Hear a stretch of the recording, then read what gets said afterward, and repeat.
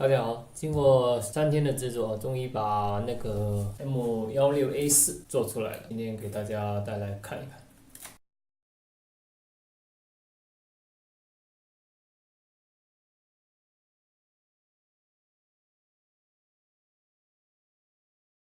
大家觉得像不像？像的话，记得给我点个赞哦，记得关注我。好了，下面我们开始制作哦。